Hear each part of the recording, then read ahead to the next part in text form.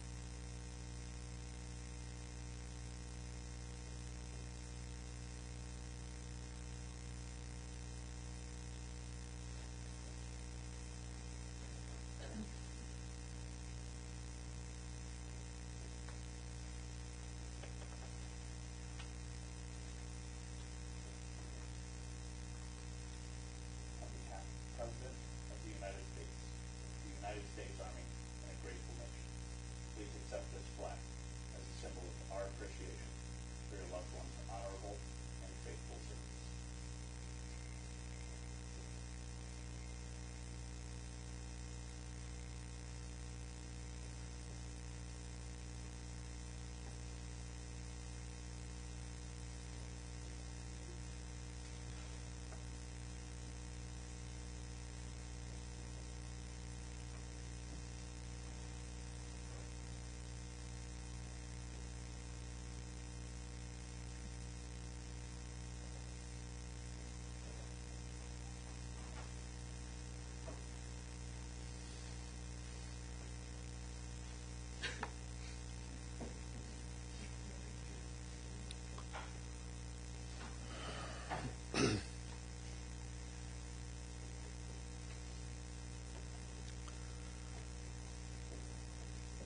Eisa einai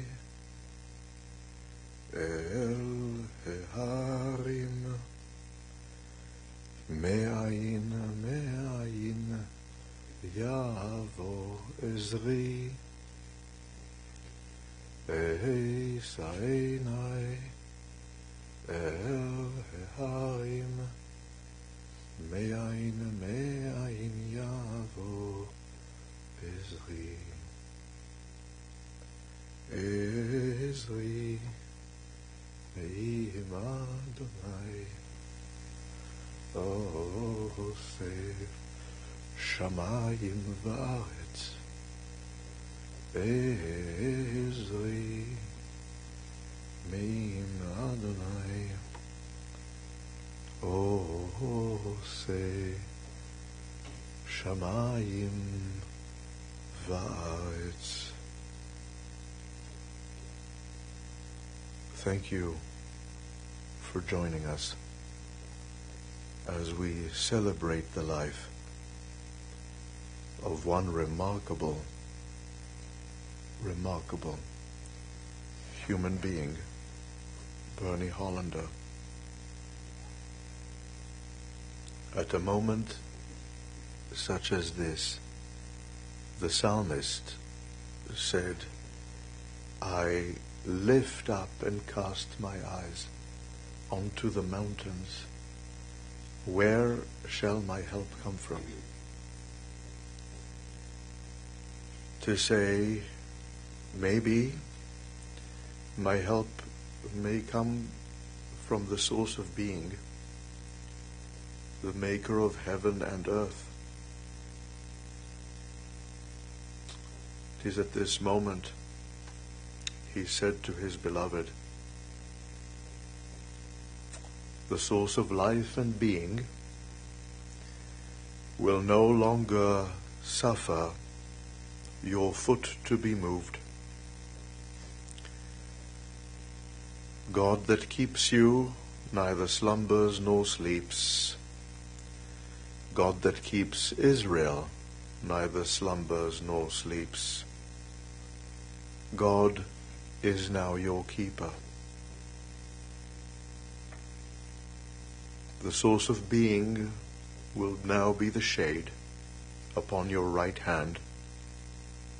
The sun will not smite you by day, nor the moon by night. May the source of life and being keep us from all evil. And may God keep your soul. May God guard our coming in and our going out forever from this time forth.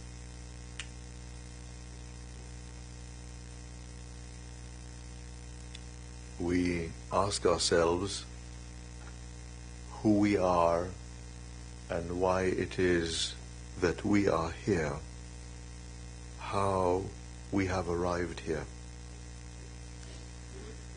And we recall the words of the biblical author who inspires the rabbis to say, Adonai ma'adam v'teda'ehu ben enosh v'thashvehu אדם להבל דמה, ימיו כצל עובר. Source of being, source of life, what are we that you take knowledge of us? We, the children of humanity, that you make any kind of accounting of us. We are like unto vanity. Our days are as a shadow that passes by. In the morning we flourish. We then grow. In the evening we wither and we are cut down. Oh, that we were wise. Oh, that we understood the meaning of our days. We carry nothing with us.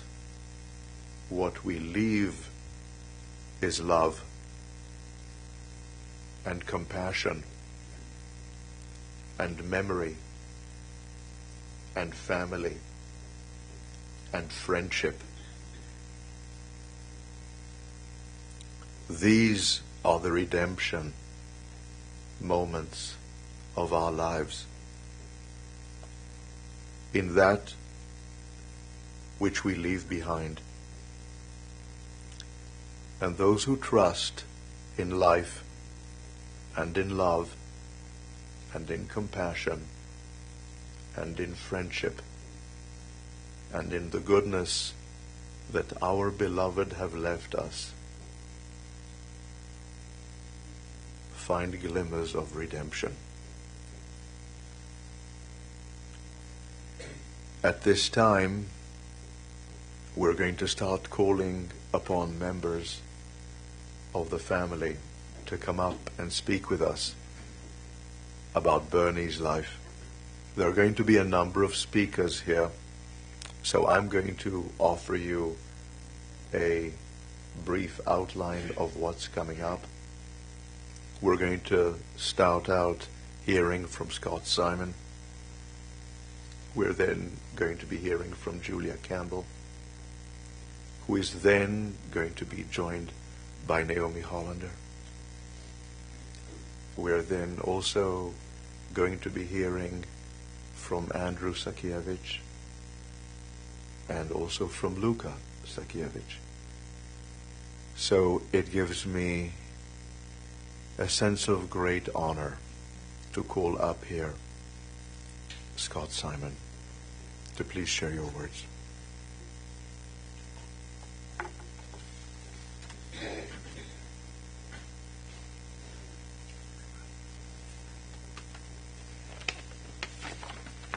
Hello, everyone.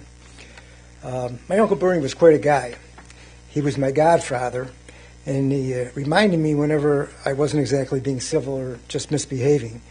He was still reminding me even as I hit 70, so he kept up on that pretty good. Bernie always took an interest in anything I was doing. As we all know, he spent the majority of his life in the bar business. And when I ventured into the business, he was quick to offer any help he could. On numerous occasions, he would just show up and buy drinks for anyone who was at the bar. He was old school and told me this was really a good marketing tool. Anyway, he was always welcome, and we always had a great time when he showed up. Bernie was the patriarch of our family. Some of our family's most trying but satisfying times were our holiday get-togethers. Bernie always led the service, and you had to follow the rules, and he had his rules. I will say that at the end of our family get-togethers, we always learned something new, as Bernie liked to pose intriguing questions that were always left up to contrary interpretations. These interpretations many times would lead to heated discussions well past our dinners. Bernie was the guy that always called when you had a birthday, anniversary, or any special occasion you'd be celebrating. Just this past Wednesday, Christmas morning, my wife Carolyn remarked she was going to miss Bernie's phone call wishing her a Merry Christmas. I guess we're all going to miss Bernie's calls and his voice. We will, however, have wonderful memories that we can reflect on and talk about for years to come. Thank you.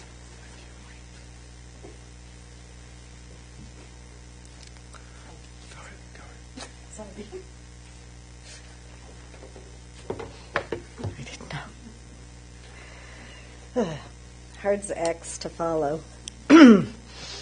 Okay.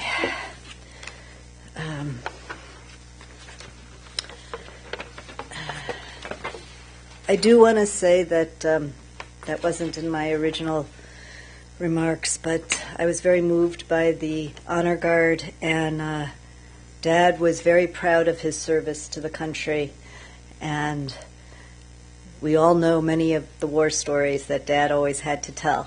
So it was quite nice to have that element today. What else can I say about Dad? As many of you know, Dad admired a good turn of the ankle and a woman's smile. Dad was definitely a charmer, particularly with the ladies, but also, frankly, with everyone. Kids, employees, family, friends, customers, and the like. He always believed in treating everyone with dignity and respect, no matter their job role or station in life, and never asked an employee to do something he wouldn't do himself. He greeted and welcomed everyone as if he was hosting them into his own home.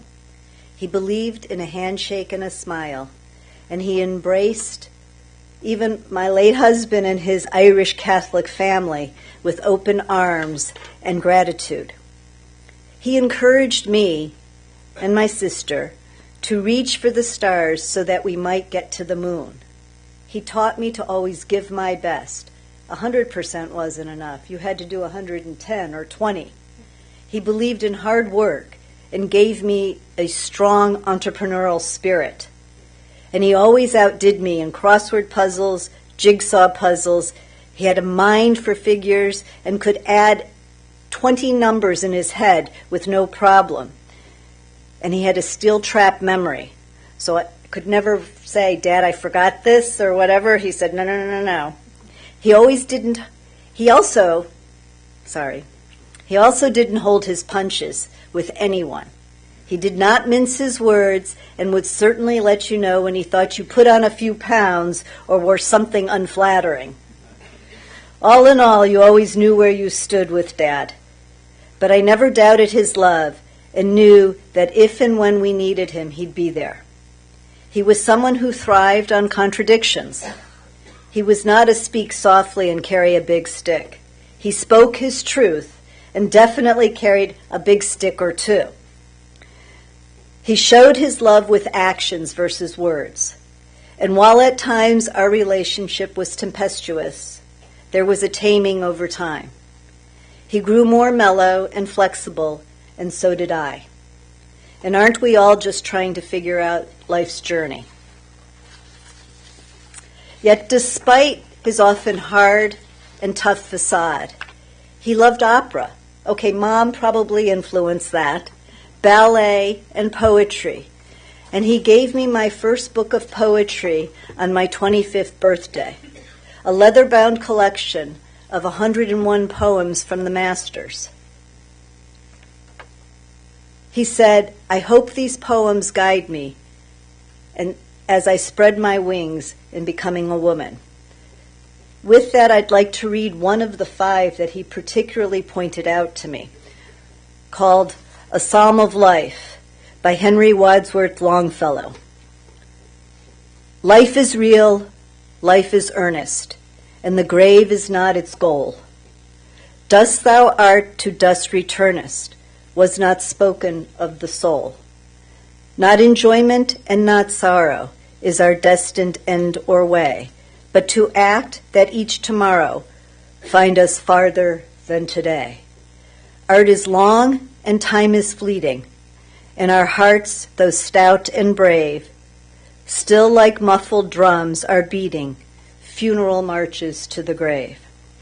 In the world's broad field of battle, in the bivouac of life, be not like dumb-driven cattle, be a hero in the strife.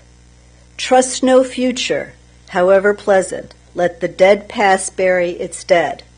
Act in the living, present, heart within and God o'erhead.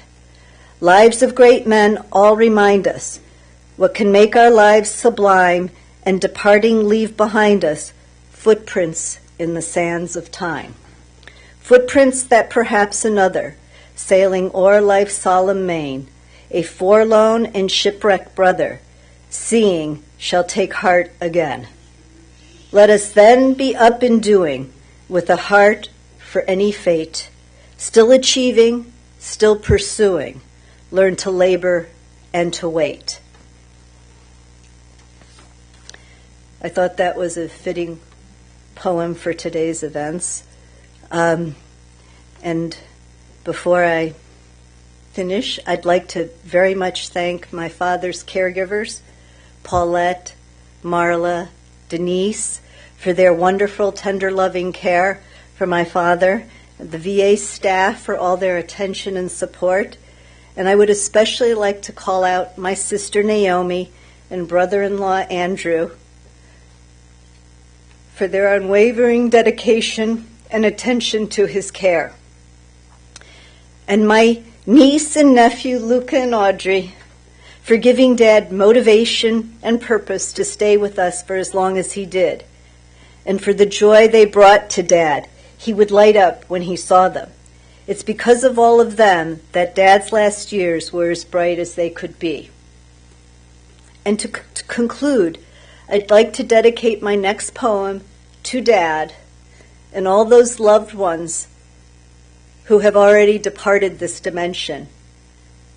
Many of us in the room remember all these loved ones. We love you and miss you all.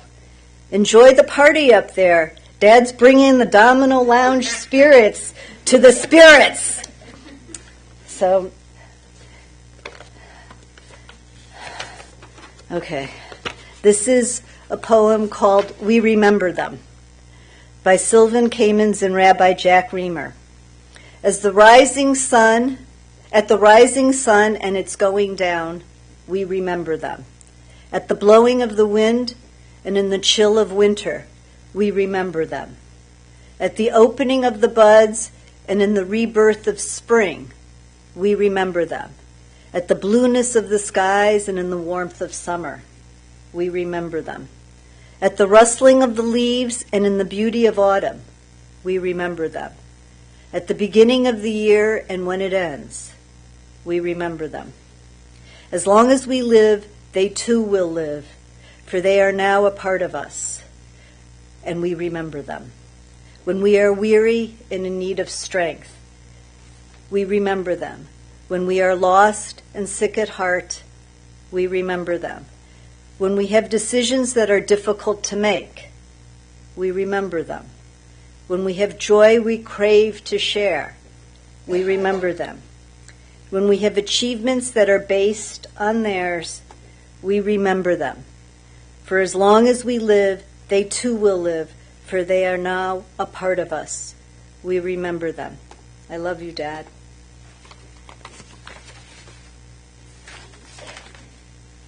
And Naomi?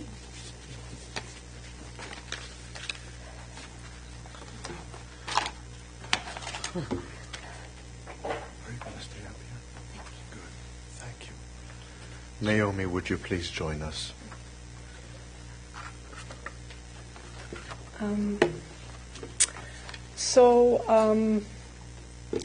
When we were first thinking of who was going to speak, we all were like, So I thought it would be nice to get words from all of you that we could share, which Julie and I are going to read some of them.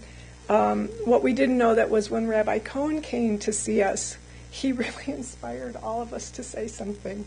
So thank you for being patient with all of us. Aunt Rhoda, can you hear me? You're having trouble? Well, our first memory is from you. And it says, I'm going to greatly miss my dear brother Bernie. I will miss his early morning phone calls, because he was always the first to call, and our lively discussions. But I will miss most of all is the opportunity of seeing and talking with him one more last time. Jamie Kay, his niece, who is here with us today, said within our family, Uncle Bernie was always a bit of a larger-than-life kind of guy. He approached everything with enthusiasm, determination, and devotion to family. Always part of a trio, Bernie, Bea, and Rhoda, but he had a particularly close relationship with Aunt Rhoda. He had also lifelong friendships that he deeply cherished.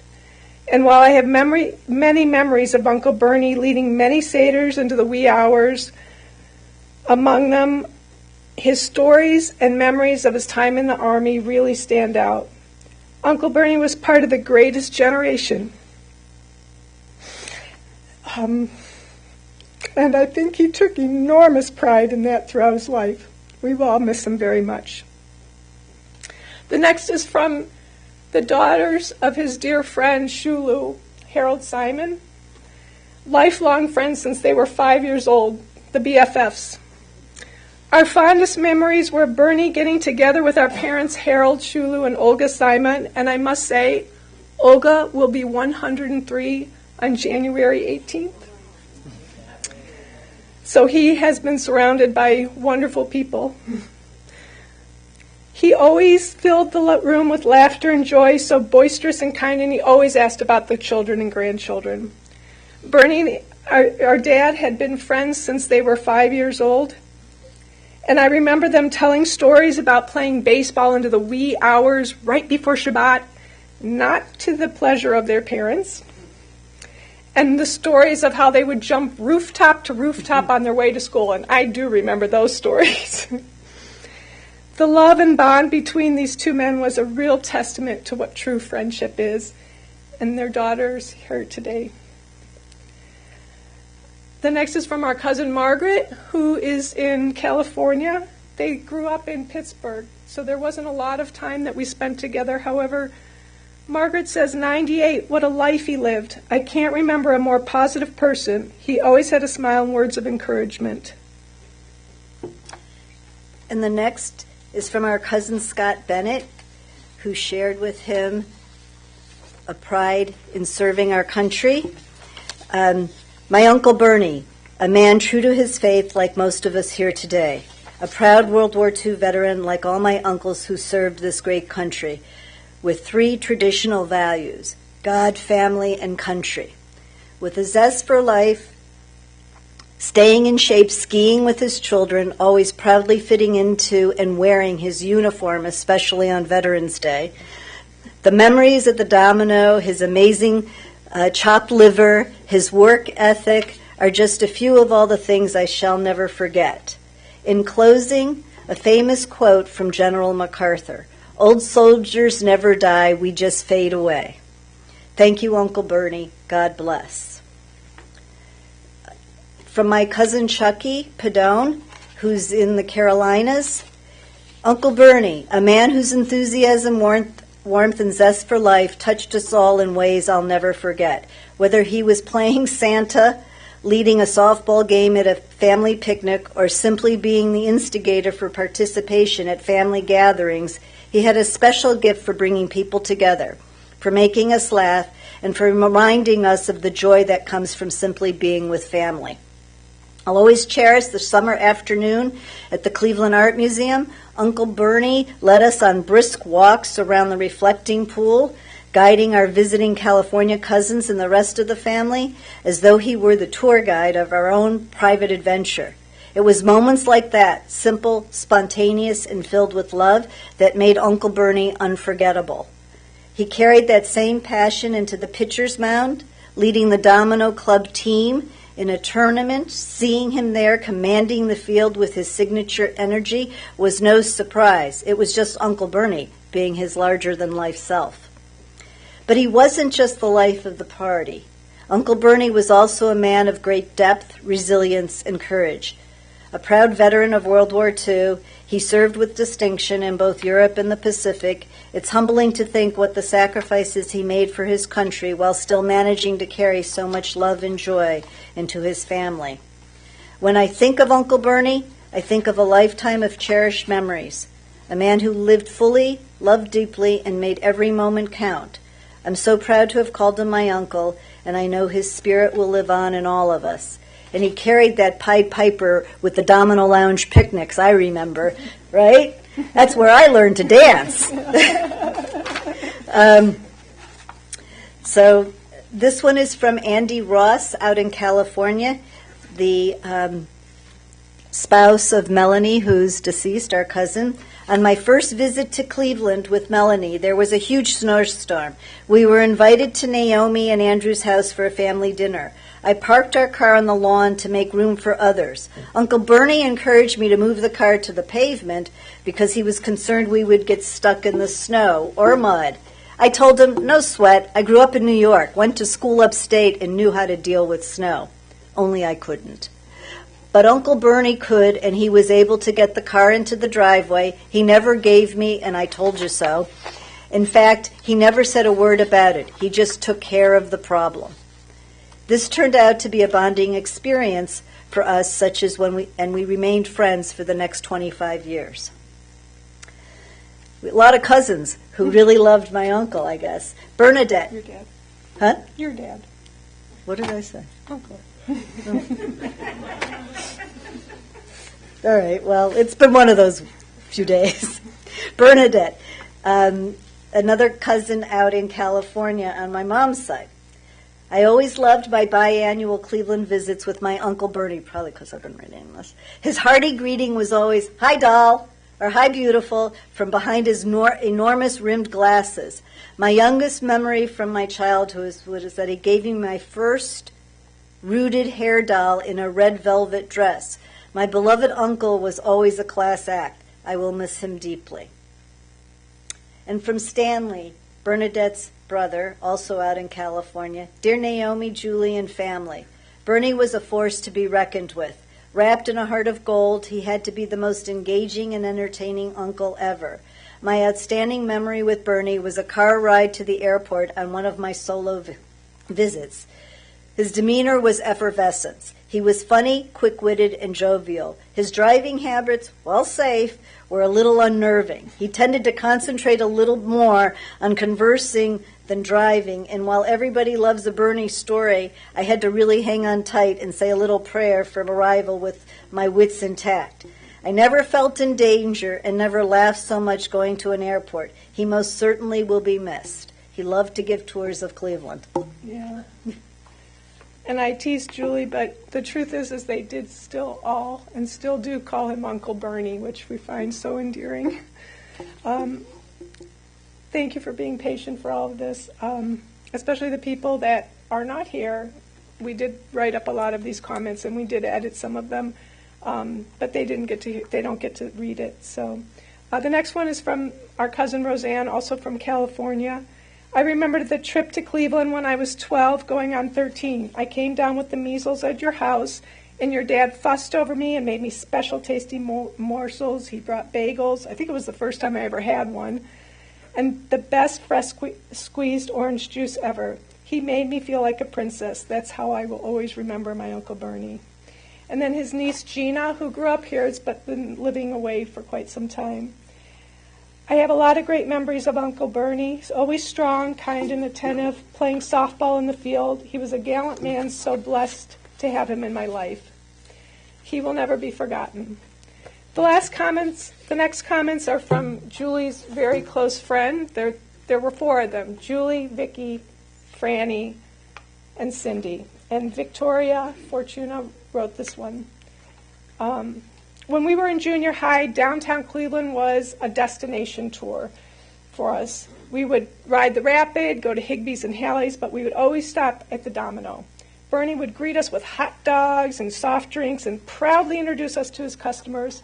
He would be smiling from ear to ear as he fed and teased us. You could tell the customers knew all about Julie and her friends by knowing their smiles and warm greetings. They went all through high school together. Julie and Vicky went to Vassar together, and when they were there, they were really homesick. They'd never been away from home. And in October, my father drove 10 hours after working all night at the bar one Friday night, picked them up from school, brought them back to Cleveland so they could be with their families, and then turned around on Sunday, drove them back, turned around, drove back another 10 hours, and brought them home. He came home and went back to work. Vicki says, "What stamina. He must have been totally exhausted, but you would have never known it. There was such love and care he gave us. Bernie was really a second dad to me." Julie and Vicki then ventured after college to Washington, D.C. together. Neither of them had a stick of furniture. They had nothing.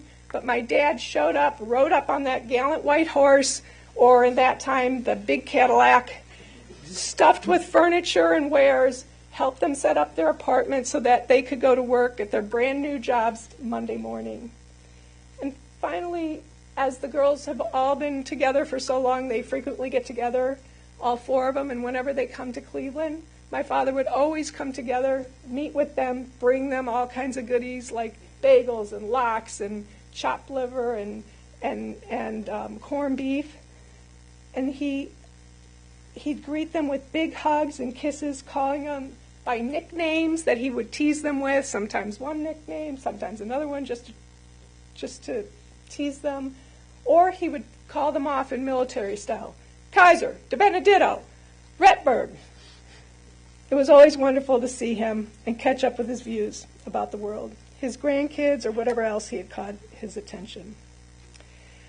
The last memory is from Angelina Shiner, who some of you have met. She was our exchange student a couple of years ago. She was from Germany, and she lived with us for 10 months. Bernie's kindness, humor, and wisdom were truly inspiring. Despite his history as a Jewish World War II veteran, he welcomed me and my parents from Germany with warmth and respect, leaving us in awe of his remarkable heart and spirit. Okay.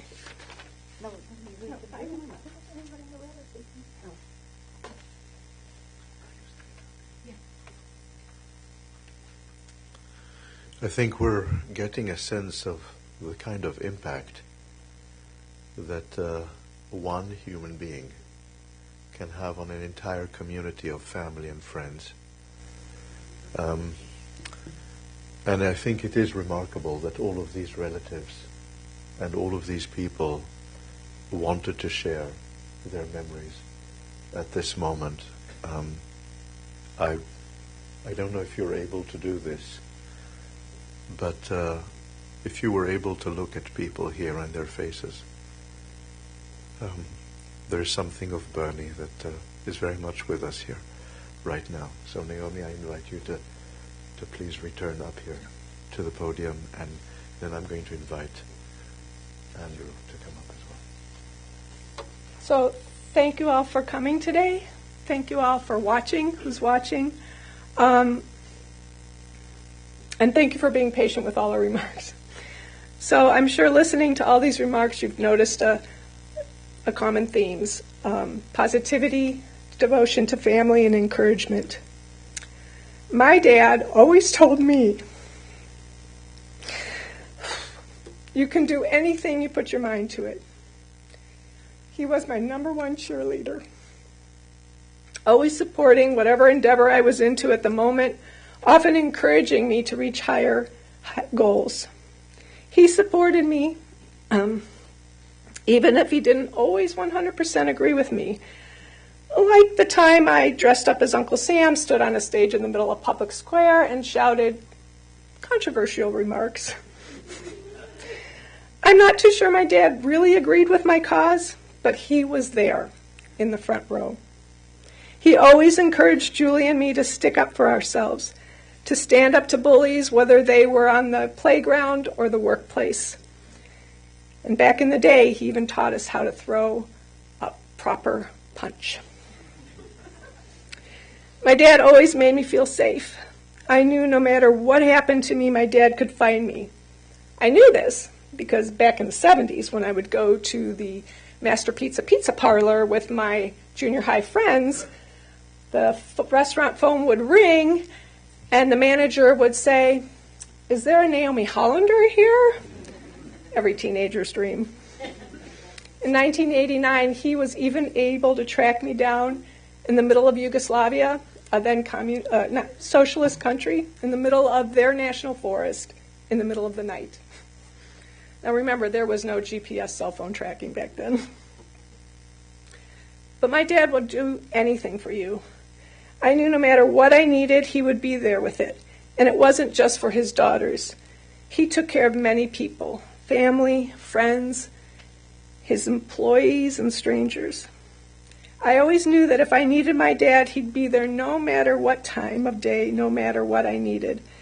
No matter when I called 791-0966, the Domino Lounge phone. He would, right, Diamond Lil? He would always answer it, always take my call, always meet my need. And even after I was married and had my own children, I knew I could always count on my dad. He was always there. Conferences, concerts, everything with the kids. And I know he will continue to watch over us, especially Julie and Andrew and Luca and Audrey, his beloved grandchildren. So, again, I want to thank you. Thank you for coming today. Julie, Andrew, Luca, and Audrey and I so appreciate all of your support. We will truly miss my dad. But wow, 24 days before his 99th birthday. Truly remarkable. But someone doesn't reach that ripe old age on his own. I know Julie made some thank yous, but I also want to thank people. I want to personally thank his wonderful care team, the amazing healthcare professionals at the VA, Tatiana Vassel, his primary care provider, Maria Ruffner, his physical therapist that he met with and flirted with weekly, Mary Bourdre, his caring social worker, and Dr. Sarah Augustine, his VA guardian angel. My dad also had the enormously good fortune to have 3 amazing caregivers.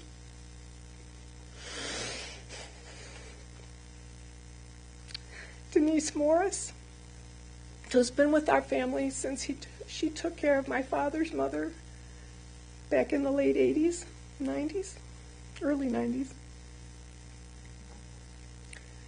Marla Pearson, my dad's most recent caregiver.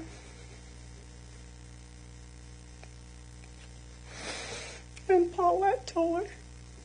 Paulette, who literally had been with my dad every single evening and late afternoon for the last 2.5 years. These 3 remarkable women took loving and exceptional care of my dad, and in many cases me too, preserving his dignity and relieving Julie and me of unbelievable amounts of hands-on care. They have truly been our angels.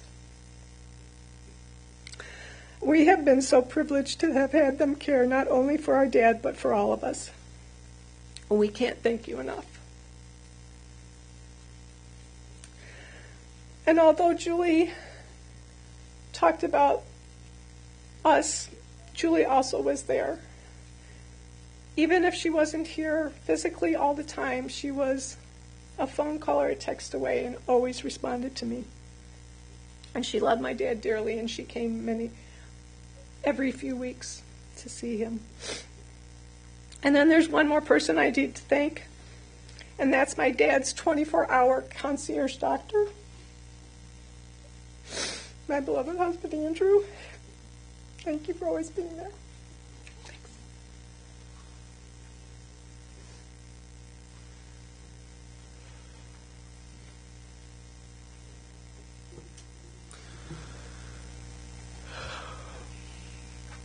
Thank you. Andrew, if you're ready and able, I'd like to invite you up here.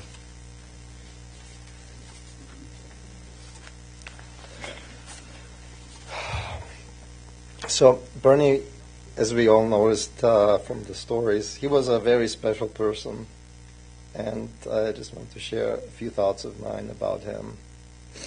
He lived his life with a great deal of purpose, and his life had a great deal of purpose. He loved people, and people loved him. He was a strong force of nature, strong-willed, smart, generous. He was disciplined. He worked hard all his life. And he never complained about anything that occurred to him. And up to his very last breath. I still remember very well the first time I met Bernie. It was almost exactly 28 years ago.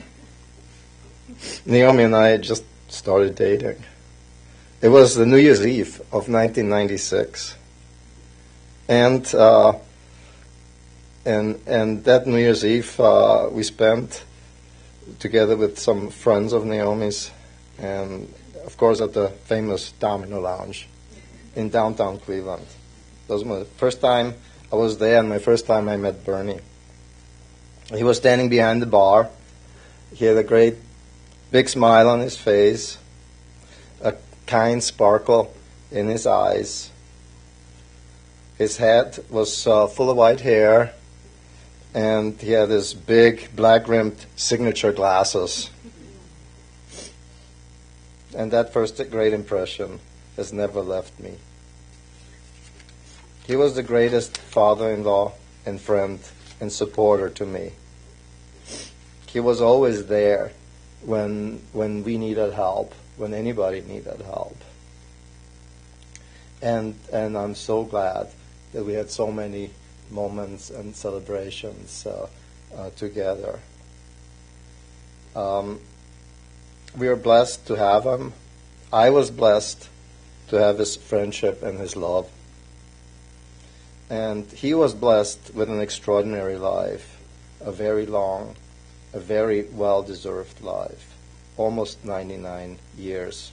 And since he was a numbers guy, his life lasted 5,162 weeks, or 36,134 days, or 867,216 hours, or 52,032,960 minutes, or 3,121,197,800 seconds. Bernie, we will miss you so much, and we will never forget you.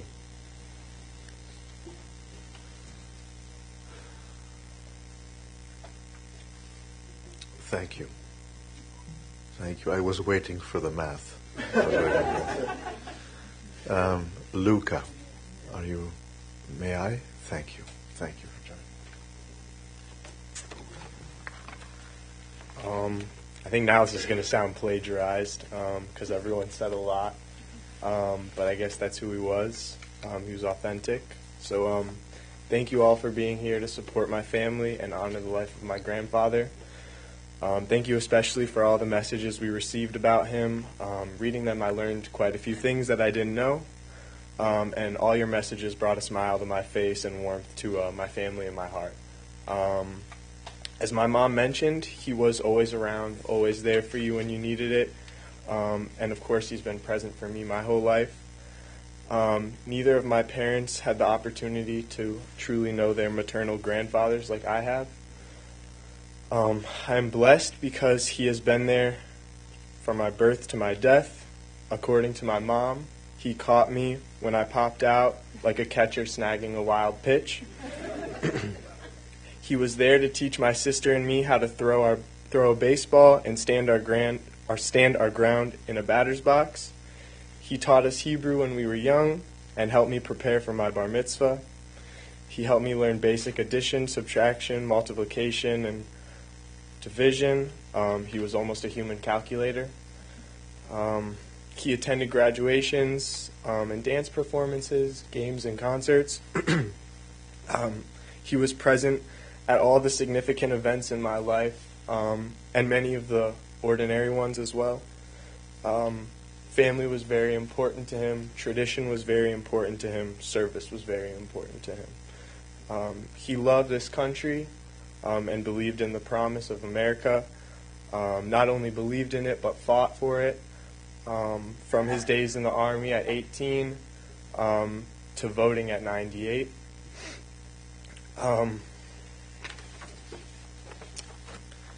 He always led the way at the front of the pack, protecting everyone behind him, whether it was as a gunner in the war, setting up beyond friendly lines, leading a Passover Seder or a parade down Prospect, or just the walk to his apartment from a play at Playhouse Square. Throughout my life, he was never a young grandpa, but he always lived younger than his age.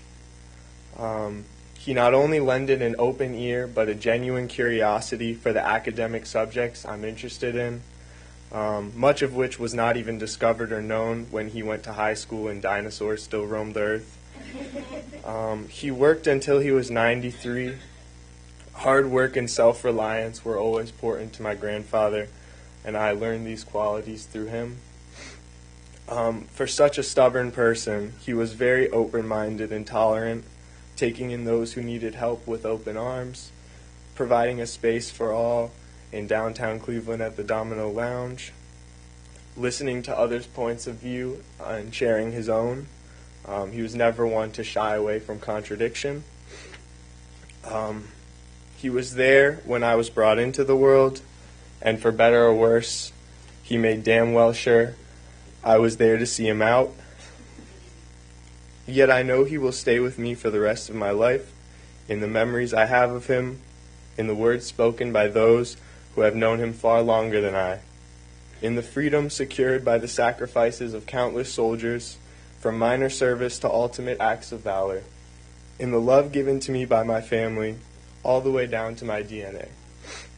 He left behind parts of himself, parts of his soul and his spirit, his charm, and of course some of his dashing good looks, that I see in the people around me.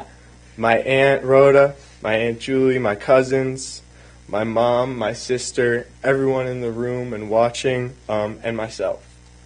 I'd like to thank a few people. First, I'd like to thank Rabbi Cohen for doing his service. My grandpa always had a deep respect for you, the respect of a soldier, of a man of faith and of family, a respect and reverence that I know went both ways.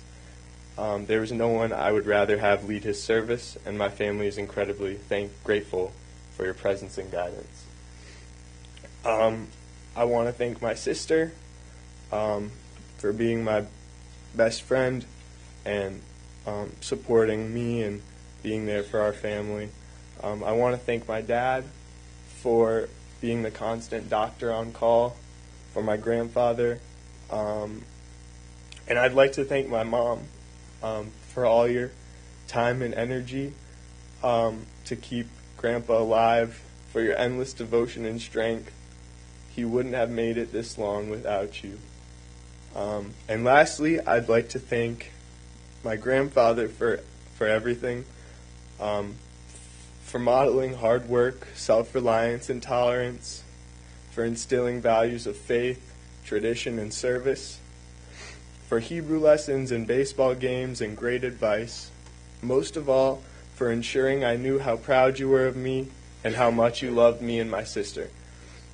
I hope you know how proud, grateful, and happy I am to have had you as a grandfather, and I hope to keep making you proud and honor your legacy.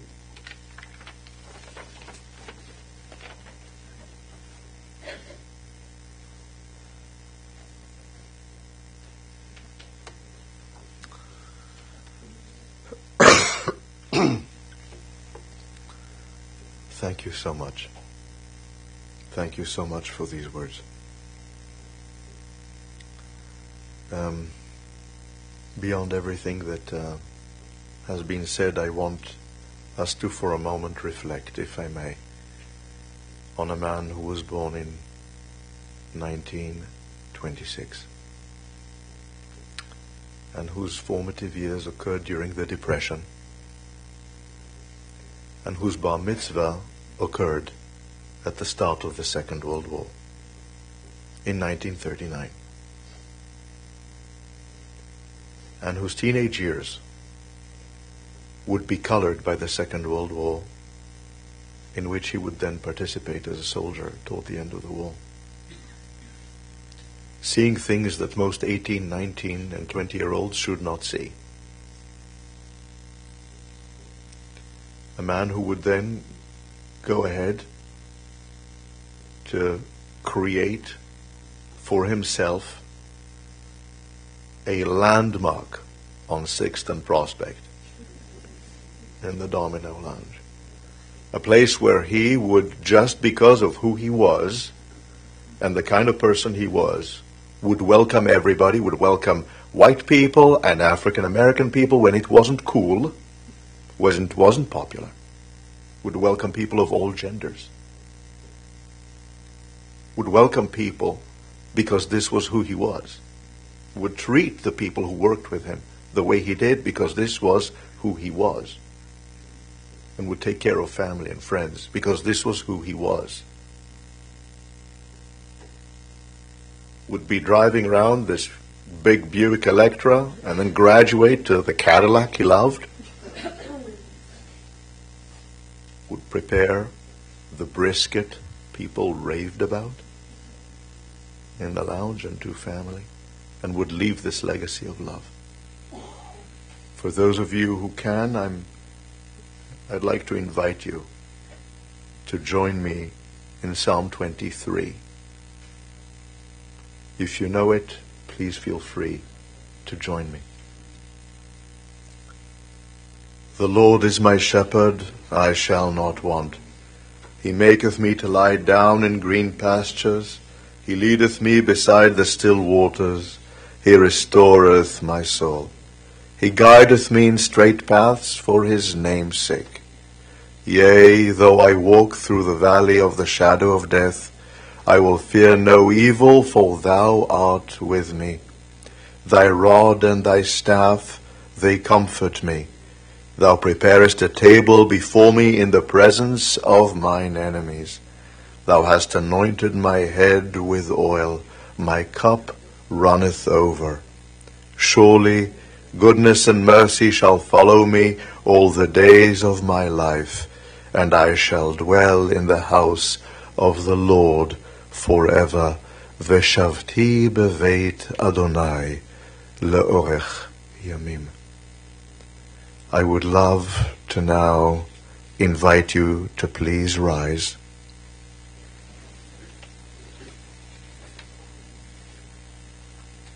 And to please rise in preparation for the El Maleh Rachamim.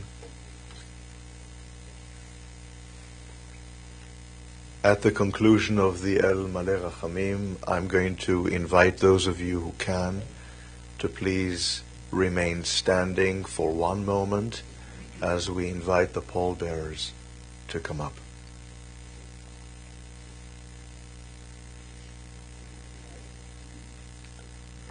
El Maleh Rachamim, שוכן במרומים, המצא מנוחה נכונה, תחת כנפי השכינה, לנשמת אליעזר בן רב ישראל דוב שהלך לעולמו, בעל הרחמים יצרור בצרור החיים את נשמתו, אדוני הוא נחלתו, וינוח בשלום על משכבו, ונאמר Amen.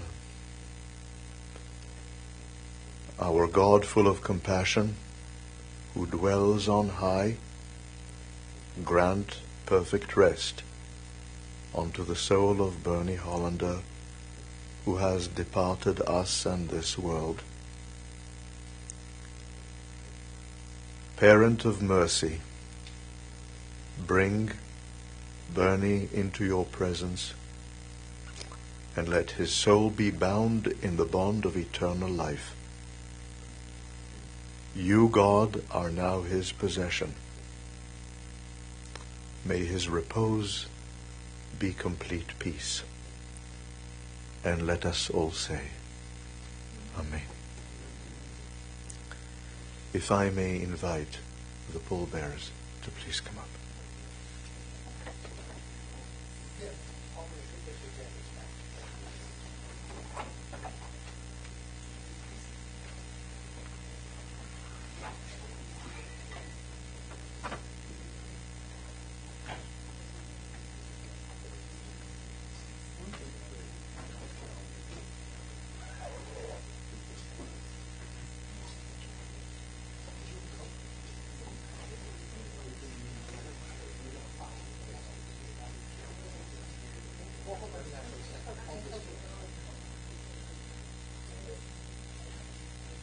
the family would like you now to get your coats as well.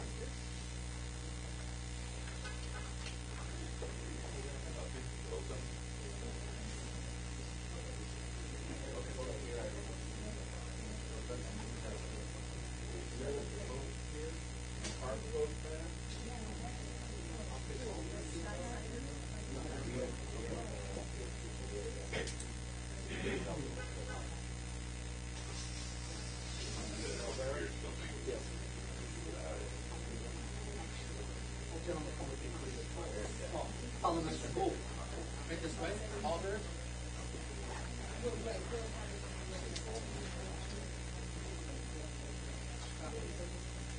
going to follow him.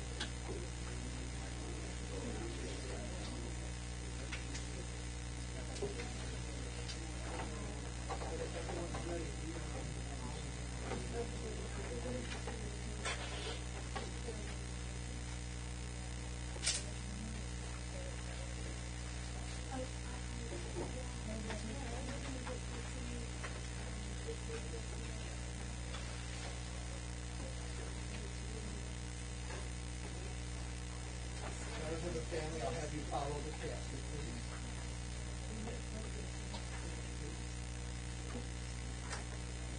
Rest of the family.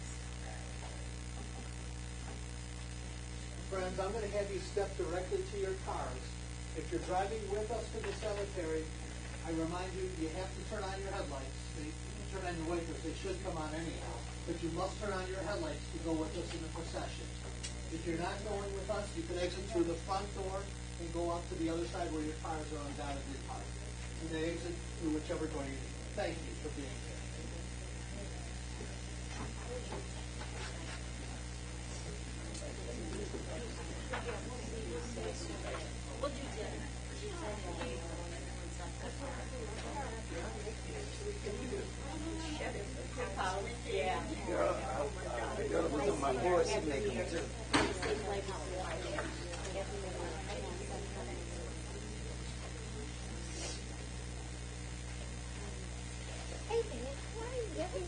Happy New Year almost.